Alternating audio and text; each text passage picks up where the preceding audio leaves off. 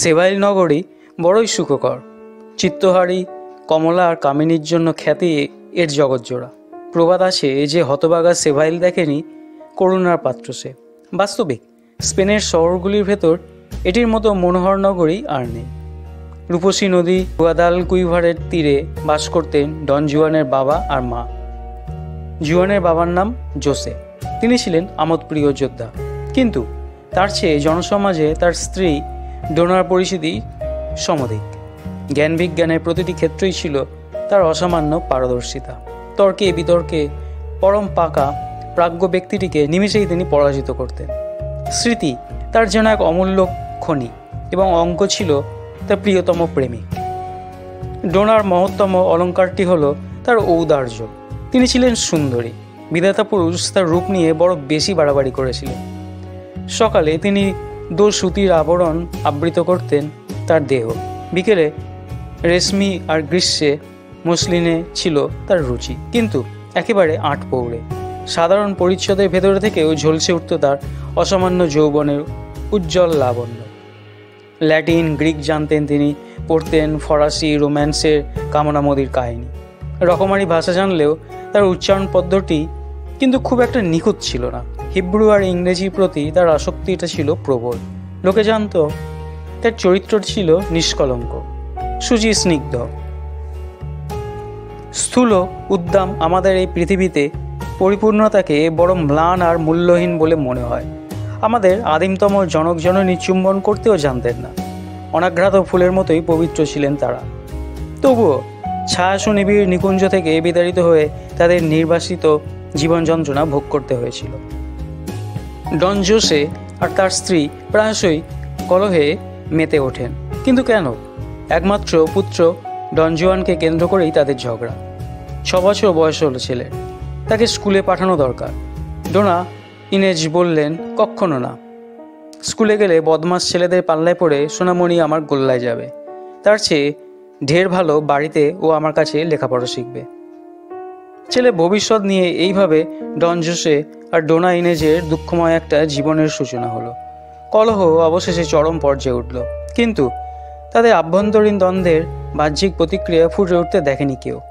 একসময় তাদের পারস্পরিক সংঘাত আপোষ মীমাংসার স্তরটিকেও অতিক্রম করে গেল। বন্ধুবান্ধবরা সমন্বয় সাধনের ব্যর্থ চেষ্টা করলেন। অতঃপর বিবাহ বিচ্ছেদের প্রশ্নটা মাথাচাড়া দিয়ে উঠল। কিন্তু উভয় পক্ষের উকিলই যখন ডিভোর্সের ব্যাপারে মরি হয়ে উঠেছেন, তখন তাদের পারিশ্রমিক পাওয়ার পথকে রুদ্র করে দিয়ে দুর্ভাগ্যক্রমে ত্রাজ্জিক জ্বরে ভুগে ডন জোসে পরলোকে উদ্দেশ্যে পাড়ি দিলেন। মানবকটি ক্রমে ক্রমে বড় হতে থাকে। ইনেজি এখন তার একমাত্র অভিভাবিকা। তিনি স্থির করলেন সাফল্যের সোপানগুলি একে একে অতিক্রম করে স্বচ্ছন্দেই জুয়ান পৌঁছে যাবে তার উৎকর্ষের আদর্শে। সে ঘোড়ায় চড়া, তলোয়ার নিয়ে আক্রমণ এবং প্রতিরোধ করা কৌশল, বন্দুক ছোড়া শিখল। গৃহশিক্ষকেরা তাকে নীতিশিক্ষা দিতে থাকলেন। কলা, বিজ্ঞান, অপ্রচলিত ভাষা সবকিছুই তার আয়ত্তে এসে গেল। চিরাচরিত সাহিত্যে নিরাবরণ, দেবদেবীর লীলা খেলা, অবৈধ প্রণয়, অশ্লীল ক্রিয়াকলাপ তার কাছে হেঁয়ালির মতো ঠেকত, আর সেই জন্য সে কিছুটা বিভ্রান্ত হয়ে পড়েছিল। শ্রদ্ধেয় শিক্ষক মশাইরা তাকে এনিড, ইলিয়াড আর ওডিসি পড়াতে গিয়ে পদে পদে বাধা পেতেন, কেননা ডোনা ইনেজের পুরাতন ভীতি ছিল। যৌবরাজ্যে অভিষিক্ত হলেন ডন জুয়ান। দীপ্তিতে উদ্ভাসিত হলো তার সারা শরীর। মহানুভবতায় ভরে উঠল মন। 6 বছর বয়সে কমনীয় শৈশব লাবণ্যে সে এক মোহিনী শক্তিতে সকলকে আকর্ষণ করত। 11 বছর বয়সে তার মুখটি শ্রী সৌন্দর্যের আধার হয়ে উঠেছিল। দিনের অর্ধেকটা তা কাটত গির্জায়। শিক্ষক এবং পাপ শিকারের কথা শোনেন যে পুরোহিতরা তাদের মাঝে, মায়ের সান্নিধ্যে। একে একে জুয়ানের ওপর দিয়ে বয়ে গেল 15টা বসন্ত। 16তে উপনীত হলো সে। দেহ তার দীর্ঘ, ছিপছিপে, সুঠাম সৌন্দর্যে চিত্তহারী। ডোনা ইনেজকে সাহচর্যের সুখ আর সেবা শ্রদ্ধা বিলিয়ে অনেকে সার্থকতা খুঁজত। তাদের মাঝে ডোনা জুলিয়া ছিল সেরা সুন্দরী। মনোমুগ্ধকর তার রমণীয়তা, যা ভূষণ সংযোগ আর বেশভূষার আপেক্ষিক নয়, যা ফুলের মাধুর্যের মতো, সমুদ্রে লাবণ্যের মতো। রক্ত তার স্পেনীয় নয়, আর চোখের মণিতে প্রাচ্যদেশীয় উজ্জ্বল কালোর ছোপ। বেচারার বিয়ে হয়েছিল আলফানজো নামে এক বিগত যৌবন এক মদ্যপের সঙ্গে। সে সময় জুলিয়া, যাকে বলে অক্ষতজনী, ঝকঝকে তার যৌবন, মনে একরাশ রঙিন স্বপ্ন। জুলিয়ার শানিত যৌন ক্ষুধা মেটানোর শক্তি ছিল না 50 বছরে আলফানসোর, কিন্তু স্ত্রীকে জোর করে বেঁধে রাখতে চাইতো সে। আর কিছুই হতে পারেনি সে জুলিয়ার হাতের হাত করা ছাড়া।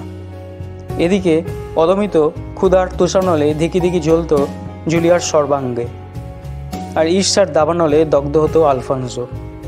জুয়ানের বয়স যখন 13, জুলিয়া তখন 20 বসন্তের গন্ধবিদুর রঙিন একটি মালা।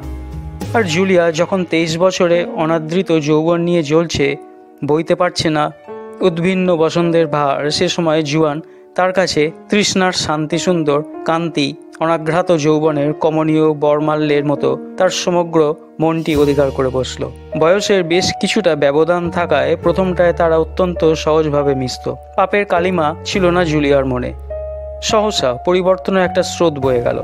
দীর্ঘশ্বাস, আর চোখে দেখা, শিহরণের আনন্দ, আশঙ্গলিপ্সার রোমাঞ্চ ধীরে ধীরে উভয়ের মাঝে একটা মানসিক চাঞ্চল্য জোগালো। জুলিয়া বেশ বুঝতে পারল মনের ভেতর কোথায় যে তার একটা কাঁটা বিঁধে রয়েছে, কিন্তু সে ঠিক তা বুঝে উঠতে পারল না। কাজকর্ম করতে হচ্ছে, কিন্তু বেদনায় শেষ নেই। এ এক সোনালি দুঃখ। নিজেকে সংযত করার অনেক চেষ্টা করলো সে। দয়াভিক্ষে করলো ভার্জিন মেরির কাছে, প্রতিজ্ঞা করলো জুয়ানকে আর দেখবে না। কিন্তু সকাল হতেই অদৃশ্য এক মহাশক্তি তাকে টেনে নিয়ে গেল জুয়ানদের বাড়ি। আশ্চর্য মানুষের মন, এক মুহূর্তের মধ্যেই তার পালে এমন একটা উল্টো হাওয়া লাগে। সে ভাবে লোভের মুখোমুখি হয়েও প্রলোভন জয় করে সতীত্বের পরীক্ষায় উত্তীর্ণ হবে সে। অবাক বিস্ময়ে জুয়ান ছোট্ট নদীর দিকে তাকিয়ে রোদের প্রতিফলন দেখে। না বলা বাণী ভিড় করে তার মনের কোণে। বনের মাঝে আনমনেও বসে থাকে সে। নিজের কথা, গোটা বিশ্বের কথা ভাবে সে। নক্ষত্ররা তাকে হাতছানি দিয়ে ডাকে। আকাশ মুখ, তারাগুলি নীরব, রাত্রি নিস্তব্ধ। তারই মাঝখানে ওই একটা নিদ্রাহীন কান্না। ধীরে ধীরে সব ছাপিয়ে ভেসে ওঠে ডোনা জুলিয়ার সুন্দর দুটি কালো চোখ। প্রহরের পর প্রহর কাটে অলস মায়ায়, ঘনীভূত হয় অসন্তোষ। জানে না কি সে চায়। ছেলের চৈত্রিক পরিবর্তনের দুশ্চিন্তা জাগে মায়ের মনে। সেদিনটা ছিল 6ই জুন, সময়টা 6:30। গ্রীষ্ম আর বসন্ত, এই কাল দুটি বড় বিপজ্জনক। আলোর ছায়া খেলা চলছিল বনে, চারিদিকে সীমাহীন নৈঃশব্দ। মুখোমুখি বসে গল্প করছিল ওরা। মাথার ওপর বিরাট একটা আকাশ। অপার্থিব রূপের পসরা নিয়ে জুলিয়া নিজের মিলন ক্ষমতা আর জুয়ানের যৌবনের কথা ভাবছিল। অজানা আশঙ্কায় তার ক্ষণে ক্ষণে রোমাঞ্চ জাগছিল। মনে পড়ল ডন আলফানসোর 50 বছর বয়সের কথা। অবচেতন মনের কারসাজিতে একটু ঝুঁকে পড়ল জুয়ানের দিকে। তার নরম হাত জুয়ানের হাতে বন্দি বলতে চাইছিল যতক্ষণ খুশি ধরে রাখো। নিষ্কাম প্রেমের আদর্শটুকুই মনে রেখেই জুয়ানের আঙ্গুলগুলো নিয়ে খেলা করছিল জুলিয়া। জুয়ান কামনা মদির চুম্বন রেখা এঁকে দিল তার গালে। পশ্চিমে ঢলে পড়ল সূর্য। আকাশের বুকে ধীরে ধীরে হলুদ আলোয় বন্যা নিয়ে এলো চাঁদ। চারিদিক নিশ্চুপ, নির্জন। দেহে দেহে অর্ধসংলগ্ন অবস্থায় শুয়েছিল তারা। জুলিয়ার স্থূল নিতম্বে জুয়ানের চঞ্চল হাতটা ছিল নিবন্ধ। জুলিয়ার দেহে কাটা দিচ্ছিল, ঘন ঘন দীর্ঘশ্বাস পড়ছিল। নিজেকে দমন করা আপ্রাণ চেষ্টা করছিল সে, কিন্তু হারিয়ে ফেলল সে তার সংযম। কথা বলতে পারছিল না সে, চোখ জলে ভরে উঠল। মধ্যরাত্রি। ডোনা জুলিয়া শুয়েছিল, পরিতৃপ্তিতে বুঝিবা ঘুমিয়েই পড়েছিল। আর ঠিক এমনি সময় শোরগোল। জুলিয়ার দরজায় মৃদু করাঘাত করে অ্যান্টোনিও, তার দাসী। বলে টর্চ জেলে কর্তা আসছেন, সঙ্গে তার ইয়ার দোস্ত। অর্ধেক শহরটাকেই যেন তিনি সঙ্গে করে নিয়ে এসেছেন। আলফানসোর মনে কেন সংশয়ে জেগেছিল কে জানে। হতভাগিনী জুলিয়া ধর্মর করে উঠে পড়ে। কথা বলা চলে না যে সে ঘুমোয়নি, ঘুমের ভান করে বিছানায় পড়েছিল। ভয়ে চমকে উঠল সে।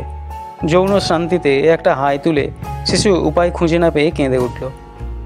অ্যান্টোনিও মুহূর্তেই চাদরটিকে স্তূপীকৃত করে ফেলল, আর এমন একটা ভাব দেখালো যেন অপদেবতার ভয়ে জুলিয়া একা শুতে পারে না বলে তাকে পাশে শুইয়েছিল। আর মেয়েরা অভিনয় করতে পারে বটে। দুজনেই এমন একটা ভাব দেখালো যে তামাম দুনিয়ায় তাদের মতো নিরপরাধ, নিষ্পাপ আর দুজন মহিলা খুঁজে পাওয়া ভার। মারমুখী আলফানসো খেঁকিয়ে ওঠে। বল হারামজাদি, আমার বউয়ের পাশে যে শুয়েছিল সেই শুয়োরের বাচ্চাটা কোথায়? এতক্ষণ জুলিয়ার গলা দিয়ে স্বর বেরোচ্ছিল না। এই প্রথম মৃদু কণ্ঠে বলে ওঠেছে, ছি আলফানসো, এ কি বলছো তুমি? তুমি কি পাগল হয়ে গেলে? সন্ডামার্কা একজন পুরুষকে পাশে শুইয়ে আমি মরবো নাকি? এতই যখন তোমার সন্দেহ, সারা ঘর খুঁজেই দেখো না কেন। বাস্তবিক মেয়েদের বিস্তর অলংকার সাজে এবং বিস্তর মিথ্যেও মানায়। আলফানসো আর তার সঙ্গী সাথীরা তন্ন করে সারা ঘর খুঁজল। চাদর, আলমারি, পর্দা, লিনেন, লেস, জুতো, মোজা, ব্রাশ, চিরুনি, ব্রেসিয়ার কোনো কিছুই বাদ গেল না। বিছানার নিচেও তার উকিঝুঁকি মারল, কিন্তু সন্দেহজনক কিছুই চোখে পড়ল না। এবার জুলিয়ার কণ্ঠস্বরও উচ্চগ্রামে পৌঁছল। সে বলল, থামলে কেন? আরও খোঁজো।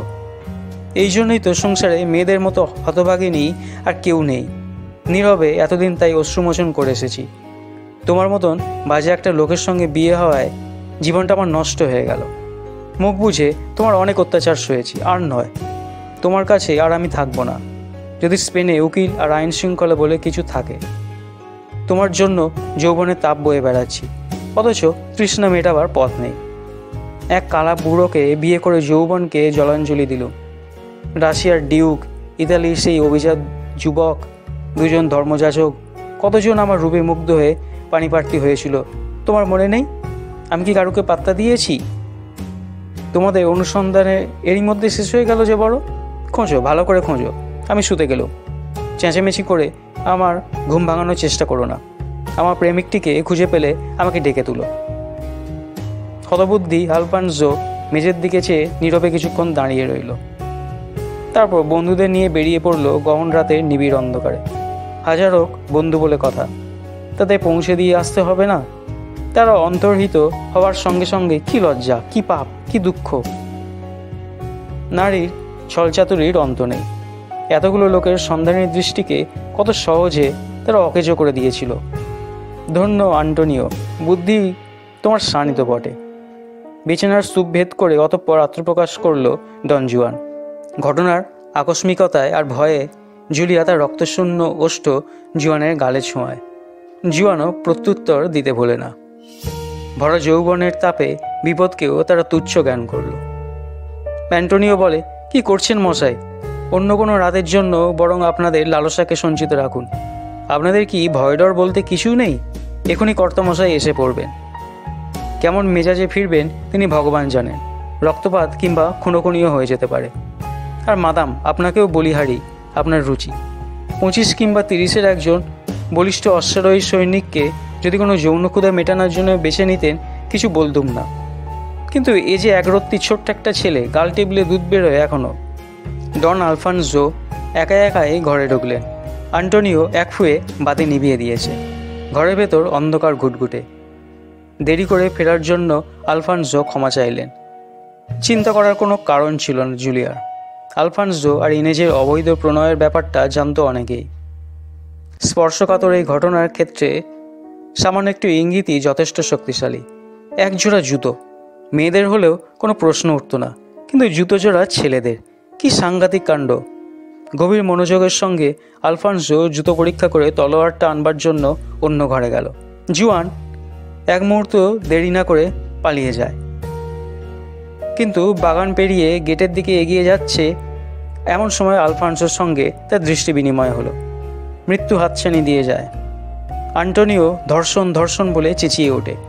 জুলিয়া চিৎকার করে, আগুন আগুন লেগেছে, কিন্তু একজন চাকরও এগিয়ে এলো না। জুয়ানের বয়স কম, রক্ত গরম, মেজাজটাও কড়া। শহীদ হতেও ভয় পায় না সে। অত্যন্ত ক্ষিপ্ততার সঙ্গে আলফানসোর তলোয়ারটা সে ছিনিয়ে নিল। তারপর শুরু হলো তুমুল হাতাহাতি। রক্তক্ষয় শেষে যুদ্ধ শেষ হলো। দুর্যোগ রজনী শেষে এক সময় ভোরের আলো ছড়িয়ে পড়ল চারিদিকে। উৎসুক নরনারী ভয়ঙ্কর সেই দৃশ্য প্রত্যক্ষ করল। অ্যান্টোনিও মূর্ছা গেল। জ্ঞান হারালো জুলিয়া। দরজার কাছে ঝুঁকে দাঁড়ালো আলফানসো। তারও শ্বাস প্রশ্বাস রোধ হবার উপক্রম। নাটকীয় সংঘাতে ভরা এই ঘটনা পল্লবিত হয়ে শহরময় ছড়িয়ে পড়ল। বিবাহ বিচ্ছেদের আবেদন করল আলফানসো। কুৎসা আর অপবাদ রটনা বন্ধ করার জন্য অভিনব এক পদ্ধতি অবলম্বন করলেন ডুনা ইনেজ। ছেলেকে তিনি কাদিজে পাঠাবেন স্থির করলেন। বিদেশ ভ্রমণে জুয়ানের মনের ভার লঘু হবে। সে রাতের ইতিবৃত্তেও যবনিকা পড়বে ধীরে ধীরে। জলপথেই হোক আর স্থলপথেই হোক ছেলের সমগ্র ইউরোপ, বিশেষ করে ফ্রান্স আর ইতালিতে ভ্রমণ করা উচিত বলে তার মনে হলো। নৈতিক পরিশুদ্ধির জন্য জুলিয়াকে মঠে পাঠানো হলো। জুয়ানকে লেখা একটি চিঠিতে সে তার মনোভাব ব্যক্ত করল। শুনলাম তুমি চলে যাচ্ছ, সেই ভালো। যৌবনোচ্ছল তোমার হৃদয়ের ওপর আমার আর কোনো অধিকার থাকবে না। ন্যায় নীতির পথ থেকে ভ্রষ্ট হয়েছিলাম, ভালোবেসেছিলাম, আর ভালোবাসা ছাড়া কিছুই জানি না আমি। তোমাকে আমি ভালোবাসি। প্রেমই রাজ্য, স্থিতি ভুলিয়ে দেয় আত্মসম্মান, নিজের অস্তিত্ব। আর এই বিস্মৃতির জন্যই আমার কোনো দুঃখ নেই। সে রাতের মাধুর্য স্মৃতি স্বপ্ন হয়ে বিরাজ করবে আমার মনে। প্রেম নারীর সমগ্র অস্তিত্ব। পুরুষের হৃদয় ভরে তোলার জন্য রয়েছে তরবারি, গাউন, লাভ, যশ, গর্ব, সম্মান, উচ্চাসা। আর আমাদের জন্য রয়েছে শুধু ভালোবাসা। খুব তাড়াতাড়ি লিখছি বলে চোখ জ্বলছে, স্পন্দিত হচ্ছে, কিন্তু এক ফোঁটাও জল জমেনি চোখে। আনন্দ আর গর্বের সঙ্গে তুমি এগিয়ে যাও। চলার পথে কতজনকে তুমি ভালোবাসবে, ভালোবাসা পাবে। লজ্জা আর দুঃখ লুকোনোর জন্য কয়েক বছর আমাকে আত্মগোপন করতে হবে। মুখ বুঝে আমি সমস্ত কষ্ট সহ্য করব, কিন্তু সুতীব্র যৌন লালসার সিক্ত সেই সব দিনের কথা ভুলতে পারবো না। আমায় ক্ষমা করো, ভালোবাসো। আমার হৃদয় নারীর হৃদয়, কিছুতেই তাই তোমাকে ভুলতে পারবো না। আর আমার কিছুই বলার নেই। সোনার জলের বর্ডার দেওয়া মূল্যবান কাগজে কাকের পালকের কলম দিয়ে চিঠি লিখেছিল সে। সূর্যমুখী ফুলের শিলমোহর করা ছিল। নীতিবাক্যটিতে মূল্যবান শ্বেত কর্নেলিয়ান বসানো হয়েছিল, আর মোমটা ছিল মিহি সিঁদুরের রঙের। জুয়ানকে কাদিজে পাঠানো হলো। শহরটি বড়ই চিত্তহারী। সেখানে মেয়েরা সুন্দরী, মহিলারা কমনীয়।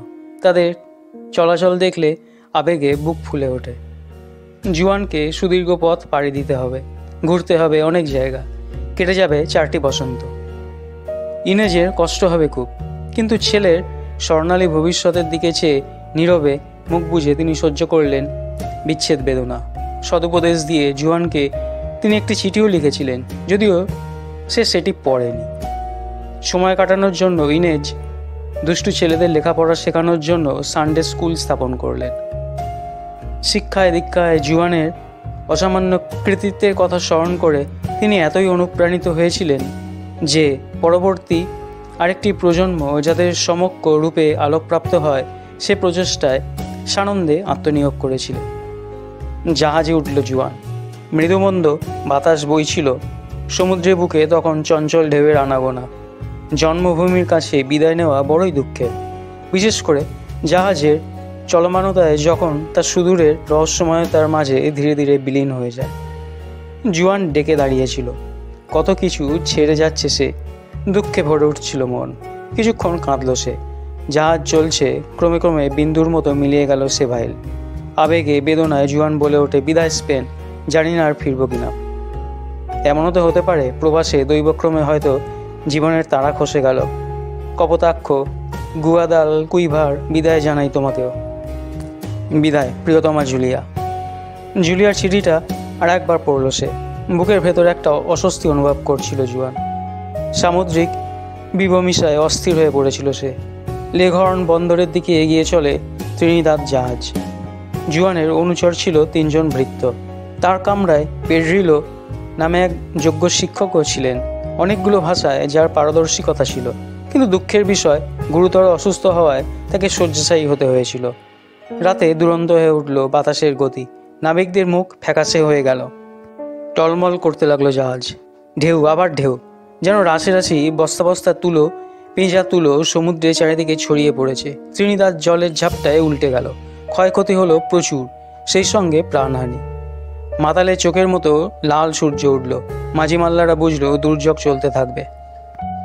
জাহাজে যে নৌকা ছিল তাতে আশ্রয় নিল যাত্রীরা সংখ্যায় ছিল 30। একেবারে নিঃস্ব হয়ে মাথার ওপর বিরাট আকাশটা নিয়ে গাদাগাদি করে তারা নৌকায় বসল। সামান্য কয়েক চামচ রাম ছিল। ভয়ে যারা মূর্ছা গিয়েছিল তাদের তা পান করানো হলো। নীরব আশঙ্কায় আরোহীরা কাঁপছিল। কিন্তু এত বিপদের মাঝেও অনেকে ক্ষুধা তৃষ্ণায় অস্থির হয়ে উঠল। শল্য চিকিৎসককে আন্তরিক অনুরোধ করলেন পেড্রিলো, আর কষ্ট সইতে পারছি না, দয়া করে আমাকে কেটে ফেলুন। সার্জেন্ট পেড্রিলো দেহ দ্বিখণ্ডিত করলেন, অর্ধেকটা জলে ভাসিয়ে দেওয়া হলো। দুটি শার্ক সে অংশটা নিয়ে সমুদ্রের তলায় মিলিয়ে গেল।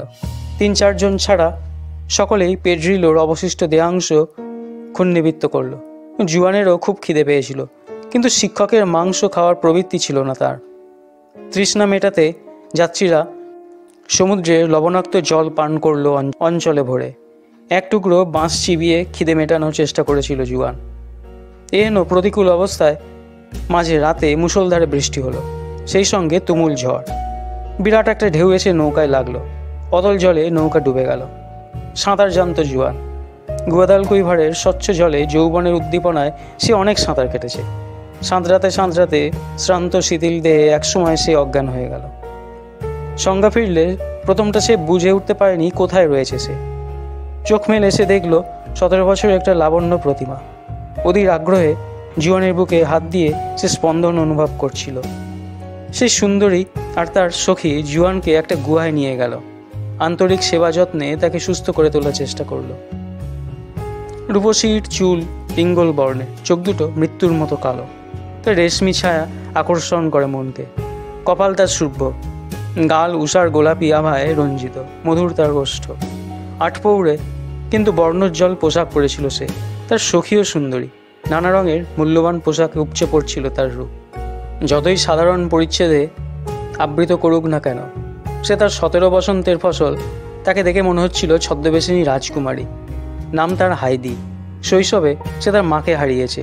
তার বাবা ল্যাম্ব্রো জাতিতে গ্রিক। প্রথম যৌবনে মাছ ধরে জীবিকা নির্বাহন করত। পরবর্তীকালে হয়েছে পাকা দস্যু। মাসের পর মাস ল্যাম্ব্রো লুটতরাজের মহান ব্রতে নিমগ্ন হয়ে বাইরে থাকত। হঠাৎ একদিন বাড়ি ফিরত দস্যুবৃত্তির নিদর্শন মূল্যবান দ্রব্য সামগ্রী পসরা নিয়ে। তার বাড়িটা ছিল রাজপ্রাসাদের মতো। ল্যাম্ব্রোর ইচ্ছে ছিল একমাত্র মেয়ের বিয়ে দেবে ধুমধাম করে, আর লুটের মাল দেবে যৌতুক। কিন্তু হাইদির হাসিটুকুর মতো এত সুন্দর, এত মহার্ঘ যৌতুক আর কিছুই হতে পারে বলে মনে হয় না। জুয়ানকে হাইদি তার প্রাসাদে অনায়াসেই নিয়ে আসতে পারত, কিন্তু তার মনে ভয় ছিল যদি বাবা এসে পড়ে। অতিথির উষ্ণ অভ্যর্থনায় ল্যাম্ব্রো কোনোদিন কুণ্ঠিত হয় না, তাকে খাইয়ে দাইয়ে শেষ পর্যন্ত বেঁচে দেয়। হাইদি তাই ইঁদুরকে বেড়ালের মুখে ঠেলে দিতে চায়নি। জুয়ানের পোশাক পরিচ্ছদ সব ভিজে গিয়েছিল, সেগুলি ছাড়িয়ে দিতেই তার নগ্ন যৌবন ঝলসে উঠল। রোমাঞ্চ জাগে হাইদি, কোথায় পাবে সে পুরুষের পোশাক? তাই সখীকে দিয়ে নিজের পোশাক আনিয়ে পরিয়ে দিল জুয়ানকে। গুহায় নরম পশুলোমের বিছানায় তাকে শোয়ানো হলো। জুয়ানকে উত্তাপ দেওয়ার জন্য আগুন জ্বালায় হাইদি। হাইদির সুপ্ত অবস্থায় স্বপ্ন, জাগ্রত অবস্থায় চিন্তা জুয়ান। প্রতিদিন সখীকে নিয়ে এসে আসে গুহায়, অসুস্থ অতিথির সেবা পরিচর্যা করে। জুয়ান জামাই আদরে ডিম, কফি, রুটি আর মাছে প্রাতরাশ সারে। সারাটা দিন হাইদি গুহাতে থাকে এ জুয়ানের ছায়ার মতো। ভগবান জানেন জুয়ানের কাছ থেকে বিদায় নিতে রাতে সে ঘুমোয় কিনা। জুয়ানও ঘুমের মাঝে তার আশ্রয়দায়িনীর নাম করেছেন চেয়ে ওঠে। সকালের সূর্য যখন রক্তিম কিরণ ছড়ায়, ঘাসের বুকে যখন ফুটে ওঠে বনদেবীর শিশিরের চুম্বন, হাইদি তখন গুহায় আসে। শিশুর মতো ঘুমিয়ে থাকে জুয়ান। সুপ্ত শিশুটির ওপর ঝুঁকে পড়ে হাইদি। দেখে মনে হয় মা যেন তার সন্তানকে আদর করছেন। সদ্য ফোটা একটি গোলাপের মতোই সুন্দর হাইদির রূপ। জুয়ানও সুন্দর, কিন্তু অসুস্থতার জন্য হলুদ একটা ছোপ লেগেছে তার মুখে। ঘুমের ঘোর কাটতে দেরি হয় জুয়ানের। চোখ মেলে সে দেখে হাইদির সুন্দর মুখ। স্মিত হাসি মুখে ফুটে ওঠে তার। হাইদির কথা তার খুবই মিষ্টি লাগে, কিন্তু বুঝতে পারে না একটু বর্ণ। রমণীয় তরুণটি যেন পটে আঁকা ভার্জিন মেরির পটে আঁকা একখানা ছবি। যা হোক, হাইদি তাকে পাঁঠার মাংস খেতে দিত। অনেক যত্নে জুয়ানের পুরুষালী পোশাক তৈরি করল সে। শুরু হলো ভাষা শিক্ষার ক্লাস। তরুণী শিক্ষিকা, তরুণ ছাত্র। কিছু কিছু অনুভূতি আছে সূর্যের মতো, যা সার্বজনীন। প্রেম এমন এক অনুভূতি, আর এই পারস্পরিক ভালোবাসায় যখন শিক্ষিকা এবং ছাত্র উভয়ই হৃদয়পূর্ণ, তখন ভাষা না শিখলেও ভাব বুঝতে অসুবিধা হয় না। গায়ক পাখির গান বুঝতে কি তার ভাষা শেখার প্রয়োজন হয়? হাইদি ঘরের ভেতরে কৃত্রিম ফুল নয় যে রোজ ধুলো ঝাড়তে হবে। সে অরণ্যের ফুল, অনাবৃত। গায়ে তার ধুলো লাগে, কিন্তু আপনার সুন্দর নির্মলতাটুকু বাঁচিয়ে চলে। জুয়ানকেই সে প্রথম ভালোবাসলো, আর এই তার শেষ ভালোবাসা। পরিণীতা নারীর মতোই স্বাধীন ছিল হাইদি, কেননা মাকে হারিয়েছিল সে শৈশবে, আর বাবা দেশ বিদেশে ঘুরে দস্যুবৃত্তি করত। সারাদিন তারা গল্প করে বেড়াতো, বেলাভূমিতে দাঁড়িয়ে দেখত কোনো সময় উত্তাল সমুদ্রের উচ্ছ্বাস, আবার কখনো বা তীর ছুঁয়ে ফেরা শান্ত তরঙ্গ। জুয়ান আর হাইদি নির্নিমেষ দৃষ্টিতে আকাশের দিকে তাকিয়ে থাকত। অলস মেঘের আনাগোনা তাদের আনন্দ দিত। ভোরের আকাশটা গোলাপি মহাসাগরের মতো মনে হতো। চাঁদের স্নিগ্ধ আলোয় রাতের আকাশটা যখন ঝলমল করত, সমুদ্রের জলোচ্ছ্বাস আর তরঙ্গাভিঘাত কল্লোলে নিজেদের অজান্তেই তারা একে অপরের কাছে এগিয়ে যেত। দীর্ঘ চুম্বনে আনন্দঘন অনুভূতিতে তাদের হৃদয়ে আত্মা আর ইন্দ্রিয় মিলেমিশে একাকার হয়ে যেত। তাদের হৃদয়ের আগ্নেয়গিরি যেন এক পুলকের বিস্ফোরণ হতো। প্রতিটা চুম্বন যেন হৃদয়ের ভূমিকম্প, শানিত এক শক্তি। হাইদি জুয়ানকে দিয়েছিল উজাড় করা ভালোবাসা, জুয়ানের কাছ থেকে পেত অফুরন্ত ভালোবাসা। তাদের দুজনের শরীরেই যৌবনের লবণদ্বীপ, হৃদয়ে অনিশেষ প্রেম। জ্যোৎস্নায় তাদের চোখে স্বর্গীয় সৌন্দর্য ভাস্বর হয়ে উঠত। জুয়ানের কোলে বসে সে দীর্ঘশ্বাস পান করত। তার অনাবৃত শরীরে তাপে জুয়ানের যৌবন রোমাঞ্চিত হয়ে উঠত। কখনো বা প্রেমিক তার প্রণয়ের সুরভিত বুকে মুখ রাখত, আর সে সময় মনে হতো যেন শিশু যেন তার মায়ের স্তন্যসুধা পান করছে। সুনীল আকাশের স্পন্দিত ঝাঁক ঝাঁক তারা অবাক বিস্ময়ে তাকিয়ে থাকত তৃপ্তিতে, নিমিলিত হাইদির বড় বড় চোখ দুটির দিকে। নারী প্রেম বড়ই মধুর, কিন্তু ভয়াবহ, কেননা পুরুষের কাছ থেকে বঞ্চিত হলে নিরুপায় অসহায় হয়ে ওঠে তার জীবন। আর বিবাহে প্রেমের পরিসমাপ্তি, সেবা শুশ্রূষা প্রার্থনার মাঝে মিলিয়ে যায় স্বপ্ন। প্রেম মানুষকে দার্শনিক করে তোলে। কিন্তু জুয়ান, এর মধ্যেই তোমার জুলিয়াকে একেবারে ভুলে গেলে? বাস্তবিক হৃদয় আকাশেরই মতো, দিনে রাতে ক্ষণে ক্ষণে তার পরিবর্তিত হয়। হাইদির শিহরিত স্তনে মাথা রেখে জুয়ান ঘুমিয়ে পড়েছিল। প্রকৃতির কোলে লালিত পালিত আর সম্প্রসারিত হাইদি তার অপগত নিষ্পাপ দিনগুলির কথা ভাবছিল। তার পবিত্র হৃদয়ের পুত রক্তধারা যেন কান্না হয়ে ঝরে পড়ছিল। প্রেম আর পরিণয় সচরাচর একত্রিত হয় না। ভালোবেসে যে বিয়ে হয় তা মদ থেকে নিষ্পন্ন ভিনিগারের মতো টক, দুঃখদায়ক। মৃত্যুতে যেমন সমস্ত শোকাবহ ঘটনার সমাপ্তি, তেমনি সুখকর ঘটনার যবনিকা পতন বিবাহে। বলা বাহুল্য, জুয়ান আর হাইদি বিবাহ বন্ধনে আবদ্ধ হয়নি, তাই অসামাজিক প্রণয় কাহিনীর বিস্তৃত বিবরণ দেওয়া উচিত নয়। অতিরঞ্জনের আশঙ্কা না করে এইটুকুই কেবল বলা চলে, তাদের দুর্নির্বার এবং অসহায় কামনার অবৈধ প্রশ্রয় দানে তারা অতিমাত্রায় সুখ অনুভব করেছিল। প্রেমোন্মাদনা এবং দেহকামনায় হাইদি ভুলতে বসেছিল যে দ্বীপটি তার নয়, তার বাবার। ল্যাম্ব্রো একদিন দেশে ফেরার তাগিদ অনুভব করলো। দুরন্ত বাতাস আর অশাসিত ঢেউয়ের প্রতিকূলতায় একদিন সে বেচারা আটকে পড়েছিল। মেয়ের জন্য বুড়ো অনেক কিছু লুট করেছে, ফরাসি লেস, সন্না, দাঁতখোটার কাঠি, টিপট, গিটার, হাতির দাঁতের খঞ্জনি, একটা বাঁদর, একটা কানঝোলা বৃহদাকার ওলন্দাজ কুকুর, বাচ্চা সমেত পারস্যের এক সুন্দর বেড়াল ইত্যাদি। জাহাজ মেরামত করে দেশের উদ্দেশ্যে পাড়ি দিল ল্যাম্ব্রো। দেশে পৌঁছে তার আর আনন্দ ধরে না। তার প্রাসাদের সাদা দেওয়াল সূর্যকিরণে ঝলমল করছিল, বনে আলো ছায়ার খেলা চলছিল। দূর থেকে ভেসে আসছিল রাতজাগা কুকুরের ডাক। ছোট্ট নদীটির জলকল্লোল মধুর এক সঙ্গীতের মতো তা কানের ভেতর দিয়ে মর্মে প্রবেশ করল। কমলা আর ডালিম গাছের ডাল মৃদুমন্দ বাতাসে দুলছিল। অনেকদিন দেশে না থাকায় গুজব রটেছিল ল্যাম্ব্রো মারা গেছে। কয়েক সপ্তাহ ধরে বাড়ির সকলে শোক পালনও করেছিল। তারপর সেই নির্জন দ্বীপে উৎসবের হাওয়া বইতে লাগলো। চাকর বাকরেরা মদ্যপান করে অলস জীবন চর্চায় রত হলো। দুঃখের বিষয়, ল্যাম্ব্রোর মতো লোকেরা সহজে মরে না। গোপন একটা ফটক দিয়ে চোরের মতো সন্তর্পণে নিজের বাড়িতে ঢুকলো ল্যাম্ব্রো। প্রেমিক আর প্রেমিকা তখন তাদের স্পর্ধিত যৌবনের সৌন্দর্য আর গর্বটুকু নিয়ে ডিনারে বসেছে। চারিদিকে সোনার রূপো মণিমুক্তর ছড়াছড়ি, চিনেমাটির কাপ, ভারতীয় মাদুর, পারস্যের লাল কার্পেট, কোনো কিছুরই অভাব ছিল না। তাদের খাদ্য তালিকায় ছিল গাঢ় হলুদ জাফরানের ঝোল, মিষ্টি পাউরুটি, নানা রকম সুস্বাদু মাছ, কমলা লেবু আর বেদানার রস।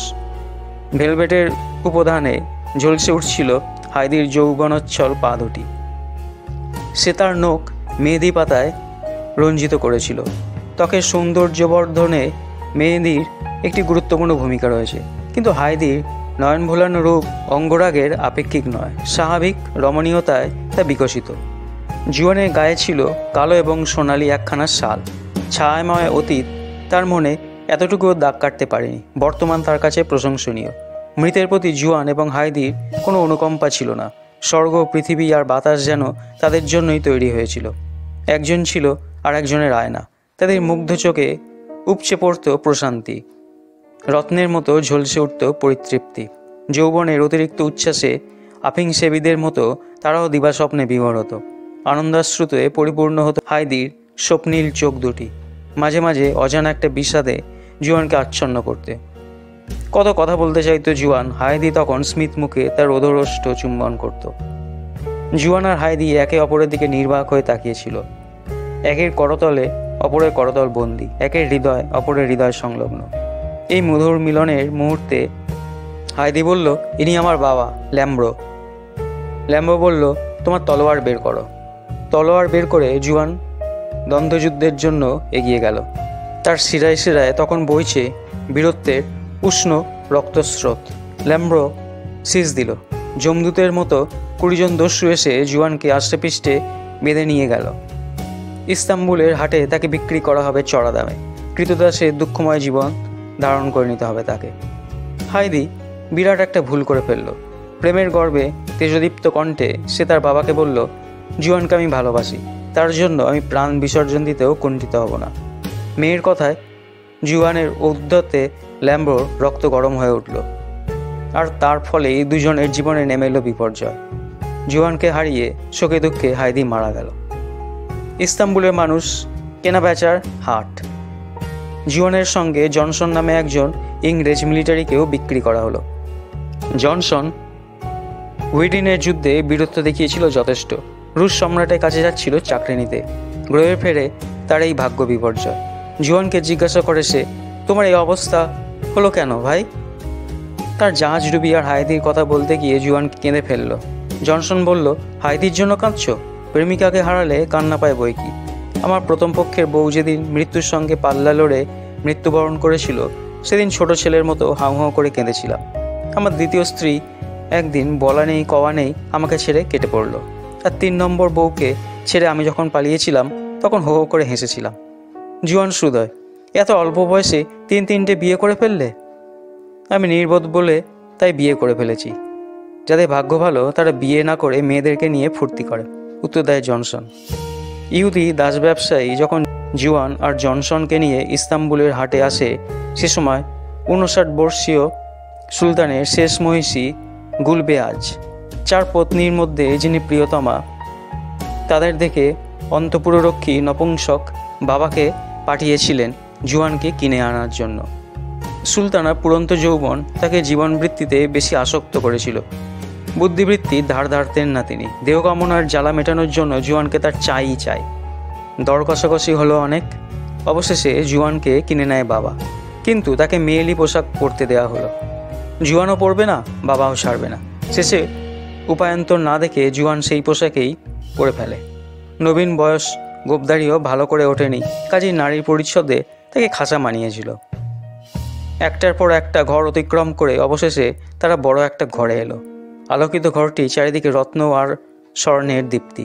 ঐশ্বর্যের পরিচয় যতটা ফুটে উঠেছে ততটা ফোটেনি রুচির পরিচয়। আর সুলতানায় অপরূপ সৌন্দর্য বর্ণনাতীত। গুলবেয়াজের শতাধিক সখীরাও সুন্দরী। সকলেই তাকিয়েছিল জুয়ানের দিকে, চোখের পলক পড়ছিল না। সুলতানা সকলকে চলে যেতে বললেন। সখীরা চলে গেলে বাবা জুয়ানকে গুলবেয়াজে গৌরবরণ পায়ের গোছে চুমু খেতে বলল।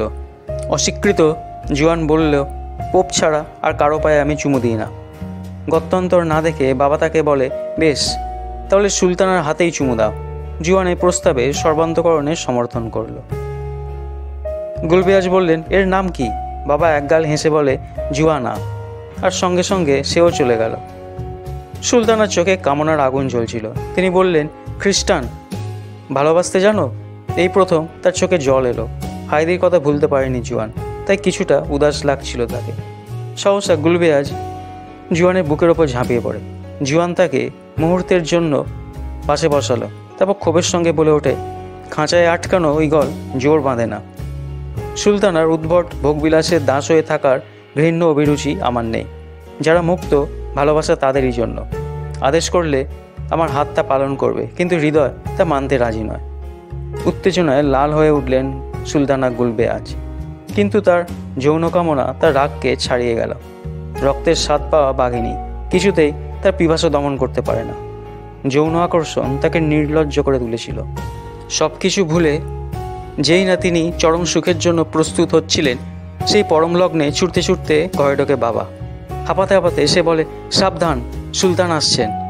সুতীক্ষ্ণ কামোদ্দীপনার মাঝে ছেদ পড়ায় শিকার ছিনিয়ে নেওয়ার বাঘিনীর মতো অবস্থা হলো তার। তীব্র উত্তেজনায়, অতৃপ্ত কামনায় গুলবেয়াজ অন্দরমহলে গেলেন। জুয়ানের স্থান হলো সখীদের ঘরে। সুলতান অত্যন্ত নম্র। সুলতানার প্রতি অনিশেষ তার প্রেম। গুলবেয়াজকে খুব খানিকটা আদর করলেন তিনি। বললেন, বেগমের আজকের সখীটিকে কিন্তু বেশ দেখতে। এদিকে মেয়েদের ঘরে জুয়ানকে নিয়ে হইচই পড়ে গেল। স্থানাভাব। কোথায় শোবে জুয়ানা? এ বলে আমার কাছে শোবে, ও বলে আমার কাছে শোবে। ভারতীয়দের মতোই তপ্ত আর ঈষৎ কৃষ্ণবর্ণের লোলা, জর্জিয়া দেশীয় কাতিঙ্কার, দুধে আলতা রং, নীল চোখ আর শয্যাসঙ্গিনী রূপে ডুডু তুলনাহীন। শেষ পর্যন্ত স্থির হলো জুয়ানার শোবে ডুডুর বিছানায়। কেননা মেয়েটি শান্ত আর লাজুক। অপ্রগলভা তার ভূষণ। সামান্য একটু সাজগোজ করে, পোশাক ছেড়ে জুয়ানাকে চুমু দিয়ে তাকে নিয়ে সে শুয়ে পড়ে। কিন্তু ভগবান জানেন মাঝরাতে কেন সে চেঁচিয়ে উঠেছিল। সকালে গুলবেয়াজ ঢুকলেন মেয়েদের ঘরে। প্রশ্ন করলেন, সত্যি করে বলো, কাল রাতে কে চেঁচিয়েছিল? সুলতানা শুনলেন ডুডুই চেঁচিয়েছিল। অমনি তিনি শাস্তি দিলেন, নির্মম কঠোর সাজা। ওকে একটা নৌকায় তুলে সমুদ্রে ফেলে এসো। যে আজ্ঞা বলে বাবা গুলবেয়াজের কাছ থেকে বিদায় নিল। বাবা কিন্তু হৃদয়বান। জুয়ান, ডুডু আর জনসনকে একটা নৌকায় তুলে একটা দ্বীপে রেখে এলো। ইসমাইল শহরে তুর্কি এবং রুশীয়দের সংগ্রামে সে অংশগ্রহণ করবে স্থির করল। জুয়ানকেও আহ্বান করল সে। রয়েছে মৃত্যুর ভয়, কিন্তু চলার পথে ঝুঁকি তো নিতেই হবে। জুয়ানও বীর। জনসনের আহ্বানে সাড়া দিল সে। ককেশাসে ডুডুর বাড়ি। মা বাবা এখনও বর্তমান। এক ব্যবসায়ীর সঙ্গে এসে ককেশাস পাহাড়ে যাত্রা করল। জুয়ানকে ছেড়ে যেতে হলো বলে তার সে কি কান্না। রুশ সেনাপতি সুভার্বের সঙ্গে দেখা করলো জনসন, সঙ্গে তার জুয়ান। সেনাপতি বললেন, উইডিনের যুদ্ধে তোমার যোগ্যতা প্রশংসনীয়, কিন্তু এ ছোকরার বয়স কম, লড়াই করতে পারবে কি?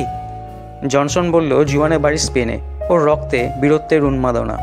সেনাপতি সন্তুষ্ট হয়ে তাদের দুজনকেই গ্রহণ করলেন। তুমুল সংগ্রাম চলছে।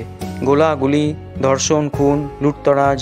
অসহায় একটা 10 বছরের তুর্কি মেয়ে লায়লিকে উদ্ধার করল জুয়ান। লায়লি তার ত্রাণকর্তাকে ছাড়বে না। মমতায় বশবর্তী হয়ে জুয়ানও তাকে নিয়ে ফিরে এলো রুশ শিবিরে।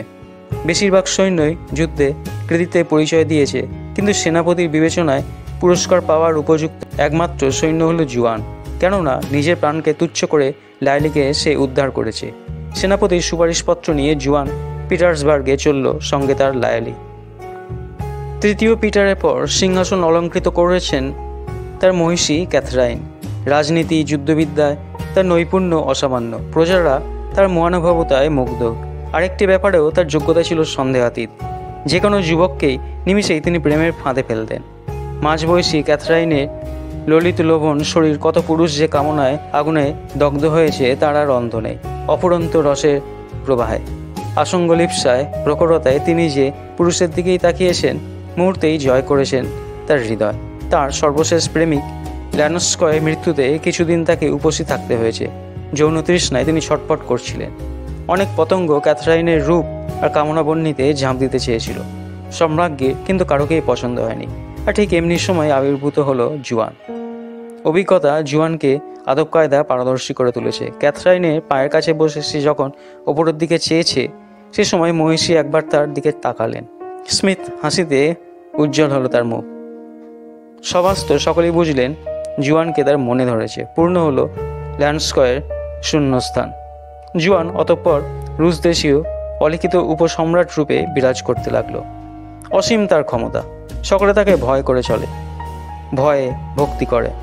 ক্যাথরাইনের কবষ্ণ কক্ষে জুয়ানে সুদীর্ঘ রজনী অতিবাহিত হয় দেওয়া নেওয়ার খেলায়। ক্যাথরাইনের নিরাবরণ দেহের রূপ, রস, গন্ধ, স্পর্শের তপ্ত সমুদ্রে তলিয়ে গিয়ে স্বর্গসুখ অনুভব করে জুয়ান। কিন্তু জুয়ান জানে না, মাঝবয়সী এই সুন্দরীর লোভ এক পেয়ে কোনোদিনই সুখী নন, সবসময় কামনা করেন বহুজনকে। ককেশাস অঞ্চলের 4 জন যুবক পর্যায়ক্রমে যদি তার সঙ্গে সহবাস করে, তাহলে হয়তো তার ক্ষুধা কিঞ্চিৎ প্রশমিত হতে পারে। একজন যৌনসঙ্গীর শেষ রসটুকু নিংড়ে নিয়ে তাকে তিনি ছেড়ে দেন। একে একে এলো কতজন, গেল কতজন। সঙ্গী চলে গেলে 2-1 দিন মনমরা হয়ে থাকেন ক্যাথরিন। তারপর আবার শূন্যস্থান পূরিত হয়। হাসি ফুটে ওঠে সম্রাজ্ঞীর ওষ্ঠে। ক্যাথরাইনের স্বভাব চরিত্রে এ হেন প্রবণতা বিষয়ে জুয়ান সম্পূর্ণই অনভিজ্ঞ। তাই সম্রাজ্ঞীর প্রেমের জোয়ারে নিজেকে ভাসিয়ে দিল। কিন্তু তার রাক্ষসেদের ক্ষুধা মেটাতে গিয়ে জুয়ানের চোখের কোলে কালি পড়ল, গাল দুবড়ে গেল। ল্যান্ডস্কোয়ার মতো দিন তারও ফুরিয়ে আসছে। অনেকেই এমন একটা ধারণায় উপনীত হলো। পিটার্সবার্গে তার গৌরবোজ্জ্বল পদমর্যাদার কথা জানিয়ে জুয়ান তার মাকে একটা চিঠি লিখল। ডোনাইনে শুভেচ্ছা জানিয়ে পত্রে উত্তর দিলেন। ছেলেকে উপদেশ দিয়ে তিনি লিখলেন, বিদেশে সে বল পাবে, তাই কয়েকজন আত্মীয় পরিজনকে তিনি শীঘ্রই স্পেন থেকে রাশিয়ায় পাঠাচ্ছেন। হতভাগিনী জুলিয়ার সম্পর্কে একটা লাইনও তিনি লেখেননি। সবচেয়ে চিত্তাকর্ষক যে সংবাদটি তিনি পরিবেশন করেছেন তা হলো তার পুনর্বিবাহের প্রসঙ্গ। জুয়ানের একটা ভাইও হয়েছে। এই আনন্দ সন্দেশ বিতরণেও তিনি কার্পণ্য বোধ করেননি। জুয়ান চিঠির ব্যাপারটা মনের ভুলে সম্রাজ্ঞীকে জানিয়ে ফেলেছিল, আর তার ফলে ক্যাথরাইনের আর দুশ্চিন্তার অন্ত নেই। জুয়ানকে নিয়ে লোকেরা নানা কথা বলছে। এর মাঝে স্পেন থেকে যদি তার আত্মীয় পরিজনরা এসে পড়ে, তাহলে সমালোচনা ঝড় উঠবে। কিন্তু তিনি তার তরুণ প্রেমিককে তার চিন্তার কথা কিছুতেই জানতে দিলেন না। জুয়ানকে বললেন, আমার মনে হচ্ছে কেমন যেন অসুস্থ হয়ে পড়েছো তুমি। কি হয়েছে তোমার? তেমন কিছু নয়, কয়েকদিন হলো একটু দুর্বল হয়ে পড়েছি, জুয়ান উত্তর দেয়। ক্যাথরাইন রাজবৈদ্যকে ডেকে পাঠালেন। তিনিও রায় দিলেন, জুয়ান কিছুটা অসুস্থ হয়েছে। গ্রীষ্মপ্রধান কোনো জায়গায় কিছুদিন কাটিয়ে এলে সুস্থতা ফিরে পাবে। সম্রাজ্ঞী সানন্দে চিকিৎসকের মন্তব্যে সায় দিলেন। জুয়ান দেখল আবেদন নিবেদনে কোনো কাজ হবে না। তাছাড়া এই রুদ্ধ জীবনও তার ভালো লাগে না। মুক্তির আনন্দে কয়েকদিন ঘুরে বেড়ানো যাবে, মন্দ কি? দূত হয়ে নষ্ট স্বাস্থ্যের পুনরুদ্ধারে জুয়ান যাচ্ছে ইংল্যান্ডে। ধন দৌলত আর রকমারি উপহার দিলেন ক্যাথরাইন। এমনকি নিজের আঙ্গুলের অত্যুজ্জ্বল হীরের আংটিও তিনি পরিয়ে দিলেন প্রেমিকের আঙ্গুলে। জুয়ানকে কিন্তু তিনি পুনরায় আসতে বললেন না। Poland, Romania, Germany, Belgium, France ঘুরে ইংল্যান্ডে এলো জুয়ান। সঙ্গে তার 10 বছরের লায়লি। কয়েক বছর বাদে লায়লির যখন 16 বছর বয়স হবে, জুয়ান তখন 24-এ পড়বে। সে সময় তাদের পারস্পরিক সম্পর্কটা কীরূপ নেবে কে জানে। কামাতুরা ক্যাথরাইনের কাছ থেকে মুক্তি পেয়ে আবার স্বাস্থ্যের দীপ্তি উপচে পড়ে জুয়ানের শরীরে। ইংল্যান্ডে পৌঁছে অভিজাত শ্রেণীর সঙ্গে তার মেলামেশা যতদিন যায় ততই বেড়ে চলে। 18 বছরে দুরন্ত যৌবন তার ওপরে রূপের ঔজ্জ্বল্য, সকল কলায় পারদর্শিতা, আঙ্গুলে ক্যাথরাইনের হীরের আংটি। আর কি চাই? লর্ড হেনরির সুন্দরী স্ত্রী লেডি অ্যাডেলাইনের 20 বছরের ঝকঝকে যৌবন আকর্ষণ করে জুয়ানকে। লায়লিকে পড়াচ্ছেন লেডি পিঞ্চবেক। পার্লামেন্টের অধিবেশন বন্ধ হলে পাড়া যখন শূন্যে নামে, লর্ড হেনরি অতিথি অভ্যাগতদের সঙ্গে আমোদ প্রমোদে আর বায়ু পরিবর্তনের অভিপ্রায়ে তল্পিতল্পা গুটিয়ে কার্লটন রাজপ্রাসাদ থেকে সোহোতে গথিক স্থাপত্যের অপরূপ নিদর্শন তার গ্রামপ্রাসাদে যান। লর্ড হেনরির স্ত্রী লেডি অ্যাডেলাইন অপরূপা সুন্দরী, নিষ্পাপ মহিষী মহিলা। নারীদের সবসময় এমনি সুন্দরী হওয়া উচিত যে 30 বছর বয়স পর্যন্ত কোনো পুরুষই যাতে এমন কোনো মহিলাকে দেখতে না পান যিনি অসুন্দর। মিষ্টি অ্যাডেলাইন আনন্দোচ্ছল পৃথিবীর গুঞ্জনধ্বনির মাঝে সারভূত সৌন্দর্যে ভরা পান পাত্র, যার মোহিনী শক্তি পুরুষদের কথা বলায় আর নারীদের করায় মুখ। মার্জিত তার রুচি, যাকে ভালোবেসেছিলেন পরিণয়োত্তর প্রশান্তি মাঝে তাকে পেয়েছেন। বিয়ের পর কিছুটা সময় তার কেটেছিল লর্ডের উত্তরাধিকারী একমাত্র পুত্র সন্তানকে গর্ভে ধারণ করে, আর একবার অনাকাঙ্ক্ষিত গর্ভপাতের জন্য তাকে বেশ কয়েকটা মাসের স্বাচ্ছন্দ্য জলাঞ্জলি দিতে হয়েছিল। তার স্বামী লর্ড হেনরি বংশমর্যাদায় নিজেকে শ্রেষ্ঠ মনে করতেন। মেজাজ তার ঠান্ডা এবং তিনি অত্যন্ত শান্তিকামী ভদ্রলোক। স্পেনীয় যুবক জুয়ানকে তিনি ভালোবেসে ফেললেন। তিনি ভালোবাসেন, কেননা এই কাঁচা বয়সেই সে পৃথিবীকে জেনে ফেলেছে। বৃহস্পতিবার উল্লেখযোগ্য এক প্রীতিভোজের আয়োজন করেছিলেন তিনি। এগিয়ে আসছিল শরৎ, তার সব মাধুর্য আর প্রতিশ্রুতি নিয়ে। শস্য কাটার আয়োজন চলছে।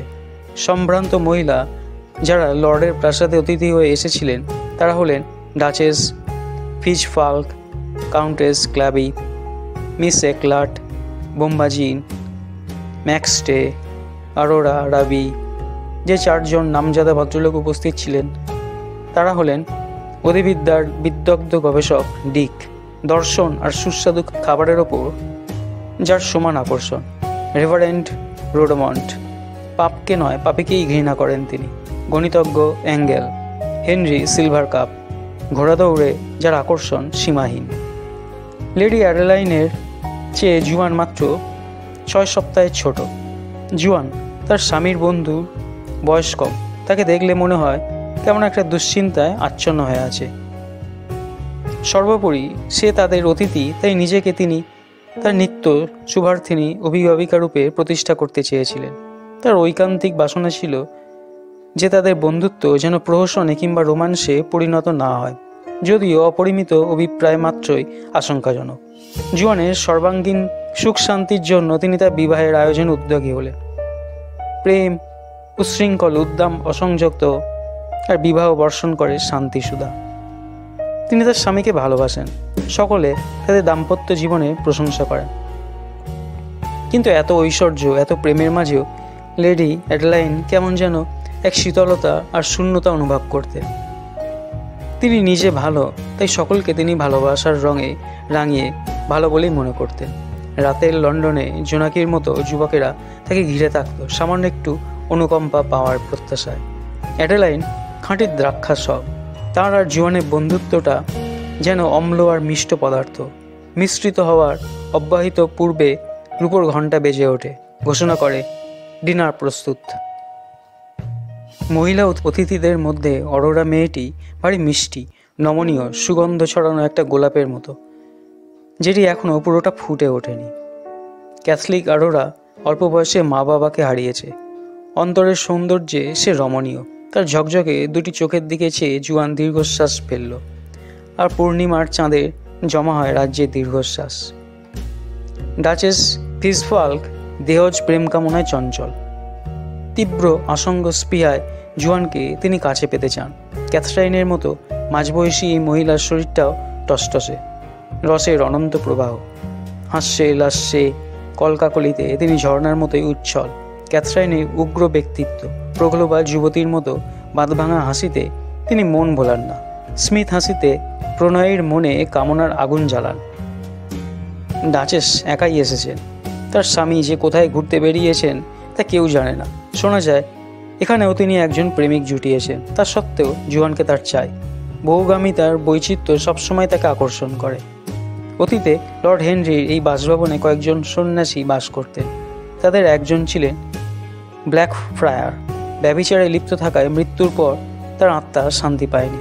জনশ্রুতি, চিত্রশালায় নিশীত রাতে কালো আলখাল্লা পরে আজও ঘুরে বেড়ায় ব্ল্যাক ফ্রায়ার। কালে রাজারা গির্জার কবল থেকে বাড়িটা অধিকার করে নেন। পরবর্তীকালে রাজানুগত্যের অভিজ্ঞান হিসেবে এটি লর্ড হেনরি পূর্বপুরুষেরা লাভ করেছিলেন। সে রাতে আকাশ ছিল পরিষ্কার, শীত পড়েছিল খুব। জুয়ান চিত্রশালার দিকে পা বাড়ালো। নিষ্প্রভ আলোয় মৃতদের ছবিগুলি বিবর্ণ, বিষণ্ণ আর ভয়াবহ লাগছিল। জুয়ানের শ্বাস প্রশ্বাসের ধ্বনি ঘরময় ছড়িয়ে পড়েছিল। কি যেন একটা চলে ফিরে বেড়াচ্ছে, অতিপ্রাকৃত কোনো কিছু। নাকি ইঁদুর? ইঁদুর নয়, চাঁদের আলোয় ধূসর পোশাকটাই স্পষ্ট চোখে পড়ছে। ভয়ে বিস্ময়ে জুয়ান যেন পাথরের মূর্তি হয়ে গেছে। সুদূর অতীতের ব্ল্যাক ফ্রায়ারের কথা মনে হলো তার। সাহস ফিরিয়ে আনার চেষ্টা করে জুয়ান। না না, ওসব কিছু নয়। নিশ্চল হয়ে দাঁড়িয়ে থাকে জুয়ান। একবার ভাবলো ছায়ামূর্তিটাকে জিজ্ঞাসা করে, কে আপনি? কিন্তু ভীতিতে রুদ্ধ হয়েছে তার কণ্ঠস্বর। অশাসিত তার চুলের একটা গোছা মুখের ওপর পড়ে সাপের মতো কিলবিল করছিল। কিছুক্ষণ চলাফেরা করে মূর্তিটি অপসৃত হলো। কিন্তু কোথায় গেল? দরজা ছিল অনেকগুলো, আর পদার্থবিদ্যার নিয়ম অনুযায়ী লম্বাই হোক আর বেঁটেই হোক, যে কেউ যেতে আসতে পারে, কিন্তু কালো পোশাক ঢাকা মূর্তিটি মিলিয়ে যাওয়াটা অলৌকিক নিঃসন্দেহেই। নিথর নিষ্পন্দ জুয়ান দাঁড়িয়ে রইল, জানে না সে কতক্ষণ ওইভাবে দাঁড়িয়েছিল। স্বাভাবিক অবস্থায় ফিরে চোখ রগড়াতে রগড়াতে সে তার ঘরে গেল। বাতিটা জ্বলতে জ্বলতে ক্ষয়ে এসেছে। একটা পুরনো খবরের কাগজ টেনে নিয়ে সে পড়তে লাগলো। দরজা বন্ধ করে সাজ পোশাক ছেড়ে একসময় সে শুয়ে পড়ে। আফিংখোর নয় সে, তাই ধীরে ধীরে ঘুম এলো তার চোখে। সকাল হলো, নিজেকে সুসজ্জিত করে সে আয়নার সামনে দাঁড়ান। একগুচ্ছ চুল এসে পড়েছে তার কপালে। সকালে চায়ের কাপে সে যখন চুমুক দিচ্ছিল তখন তাকে খুবই বিষণ্ণ লাগছিল। অ্যাডেলাইন তার দিকে তাকালেন। জীবনের ফ্যাকাশে মুখটি দেখে তিনি দুঃখ পেলেন। তিনি কি যেন একটা বললেন, কিন্তু শোনা গেল না। লর্ড হেনরি অভিযোগ করলেন তার নরম পিঠেতে ঠিকমতো মাখন মাখানো হয়নি। ডাচেস তার ওড়না নিয়ে খেলতে খেলতে আর চোখে একবার জুয়ানের দিকে তাকালেন, কিন্তু কোনো মন্তব্য করলেন না। পাখির নীড়ের মতো চোখ তুলে অবাক বিস্ময়ে অরোরা তাকে দেখল। কারুকে কোনো কথা না বলতে দেখে অবশেষে অ্যাডেলাইন প্রশ্ন করলেন, জুয়ান তুমি কি অসুস্থ? হ্যাঁ, না তেমন কিছু নয়। জুয়ান স্পষ্ট করে কিছুই বলতে পারে না। লর্ডদের পারিবারিক চিকিৎসক স্বয়ং উপস্থিত রয়েছেন। তিনি এমন একটা ভাব দেখালেন যে নারী দেখে তিনি এক্ষুনি বলে দিতে পারেন কি হয়েছে জুয়ানের। কিন্তু জুয়ান জানালো সে ভালোই আছে। লর্ড হেনরি এতক্ষণ চুপ করে বসেছিলেন। এই প্রথম জুয়ানের অসুস্থতার জন্য দুঃখ প্রকাশ করে বললেন, ঘোরাঘুরি না করে আজকের দিনটা বরং বিশ্রাম করো। প্রসঙ্গ পরিবর্তন করে তিনি বললেন, ব্ল্যাক ফ্রেয়ারের অশুভ আত্মার ব্যাপারটা শোনোনি? এই দেয়ালের আত্মাই তো সে। সম্মানিত ব্যক্তিরা মাঝে মাঝে আষাঢ়ে গল্প বাঁধেন। এ ধরনের পরিহাস ভালো লাগে না। অ্যাডেলাইন বলে ওঠেন, কি বলছেন আপনি? পরিহাস? অসম্ভব ঘটনা। আপনি তো জানেন বিয়ের পর এখানে মধুচন্দ্রিমা যাপনের সময় আমরা ব্ল্যাক ফ্রেয়ারকে দেখে ভয়ে কেঁপে উঠেছিলাম। সে অবশ্য কতকাল আগের কথা। লর্ড হেনরি বললেন, অ্যাডেলাইনকে সাক্ষী মানছ। ও কবি, আর কবিরা আকাশ নীল পোশাক পরতে তিনি খুবই ভালোবাসেন, আর কবিতা লিখতে। জুয়ানের একটা কথাই বারবার মনে হতে থাকে, ব্ল্যাক ফ্রেয়ারের কাছ থেকে সাবধান। পোশাক পরা তার কাঠামোটা নজরে আসে, কিন্তু মুখটা নয়। আর রাতের প্রভু হলো পাপাসক্ত সেই সন্ন্যাসী ব্ল্যাক ফ্রেয়ার। অরোরার চিন্তাধারা মহাশূন্যের মতোই অপরিমেয়, গভীর এবং শান্ত। ডাচেস কবি নন, তবে একবার তাকে স্নানে জ্ঞাতব্য বিষয়ে পূর্ণ একটা বইয়ের পাতা উল্টাতে দেখা গিয়েছিল। আগাগোড়া ব্যাপারটা ঘিরে আছে জমাট এক রহস্য। বোতলের ভেতর একটি কাঠিম রহস্য জাগায়। কিভাবে যে সেটি ঢুকলো আর কিভাবে যে বেরোবে কেউই বলতে পারে না। অভিযুক্ত বলে যাকে চিহ্নিত করার ইচ্ছা জাগে তাকে অত্যন্ত বিবর্ণ লাগছিল। গ্রামে তার জন্ম, আর সেখানেই সে সম্প্রসারিত। স্পর্শকাতর বিলাপকারী নয়। সকলে একে একে বিরাট হলঘরটা ছেড়ে চলে গেল। তখনও সে বসেছিল, যেন সে পরিত্যক্ত। অরোরার দিকে তাকাতে জীবনে মনে হয়েছিল মধুর হাসিতে অপরূপ হয়ে উঠেছে তার মুখশ্রী, কিন্তু তার চোখ দুটো উজ্জ্বল্য হারিয়ে কেমন যেন ম্লান হয়ে গেছে। অ্যাডেলাইন দৃষ্টিতে সজাগ রেখে নিখুঁত অভিনয় করে গেলেন। নিপুণ অভিনেত্রী শেষ পর্যন্ত নায়িকার সম্মান পেয়ে থাকে, আর ভালো মানুষেরা এই অভিনয়টা করতে পারে না। লাবণ্যময়ী অ্যাডেলাইন যখন অনুগ্রহ বিতরণ করছিলেন, রূপসী ডাচেসে মনে হচ্ছিল যে তিনি বেশ প্রসন্নই রয়েছেন। তার সুনীল চোখ দুটিতে দুষ্টুমি আর হাসির ঝিলি। ক্ষতিকর এক ভোগস্পৃহা তাকে যেন পেয়ে বসেছিল। দিনের শেষে এলো সন্ধ্যা। কফি পান করলো সকলে। একসময় ঘনিয়ে এলো রাতের অন্ধকার। প্রফুল্ল মনে সকলে নৈশারে সাঙ্গ করলেন। লেডি অ্যাডেলাইনের আনন্দটা যেন সবার চেয়ে বেশি। কেউ কেউ তার সৌন্দর্যের প্রশংসা করলো, কেউ বা রুচি। বাস্তবিক তার আন্তরিকতা আর নম্রতার তুলনা মেলাভার। কেউই তার সৌভাগ্যে ঈর্ষাপরায়ণ নয়। সাজ পোশাকেও তিনি একেবারেই আটপৌরে। জুয়ান চুপ করেছিল। গত রাতে ভূতটা একটা ভালো কাজ করে গেছে। জুয়ানকে তার মতোই নীরবতার মন্ত্র দিয়েছে। রাত গভীর হলে শিথিল পরিচ্ছদে জুয়ান সেই অশরীরী অতিথির সঙ্গে মিলিত হওয়ার জন্য চিত্রশালার দিকে এগোয়। চুপ! কিসের যেন শব্দ হলো। বিড়াল? অতি সন্তর্পণে শয়তানটা চলছে ফিরছে। না, বিড়াল নয়। তবে কি বাতাস? না, বাতাসও হতে পারে না, কেননা সেই ধ্বনির মাঝে রয়েছে ছন্দের মাধুর্য। রাতের ছায়া ঘনীভূত হয়ে সকলের চোখে পড়িয়ে দিয়েছে নিদ্রার কাজল। ধূসর পোশাক পরা একটা মূর্তি ধীরে ধীরে এগিয়ে আসছে। হৃদস্পন্দনের শব্দ এলো জুয়ানের কানে। দরজাটা খোলা রয়েছে। জুয়ানের বাতিটা জ্বলছে। জুয়ান নির্ভয়ে দেয়ালটার দিকে এগিয়ে গেল। তার তার হাতটা বাড়িয়ে দিল, সে স্পর্শ করলো অতিপ্রাকৃত মূর্তিটিকে। সেই অশুভ আত্মার নিঃশ্বাসের গন্ধটি কিন্তু ভারী মিষ্টি। গলিত রূপোর মতো ছড়িয়ে পড়া চাঁদের আলোয় তার স্ফুরিত ওষ্ঠের লাল রংটুকুও চোখে পড়ছে। কি করবে বুঝে উঠতে পারছিল না জুয়ান। অবশেষে অদম্য এক কৌতূহলে তাকে বুকে চেপে ধরল। উদ্দিত স্তন্যদয় কাঠিন্য, কোমলতা আর উত্তাপ তার সারা শরীরে রোমাঞ্চ জাগালো। ভূতটি যদি সত্যিই ভূত হয়, তাহলে একথা অবশ্যই স্বীকার করতে হবে যে সে সুন্দরী। আলিঙ্গনাবদ্ধ সেই ইন্দ্রিয় সুখবর্ধক দেহটি আর কারণ নয়, ডাচেস ফ্রিজফাল্কে। জুয়ানে কামোদ্দীপক যৌবন ক্ষুধায় তাকে অস্থির করে তুলেছিল। তাই তার সঙ্গে সহবাসের রসঘন মুহূর্তটি নিবিড়ভাবে উপভোগ করার জন্য তিনি অসাধারণ পরিকল্পনাটিতে রূপায়িত করেছিলেন মাত্র।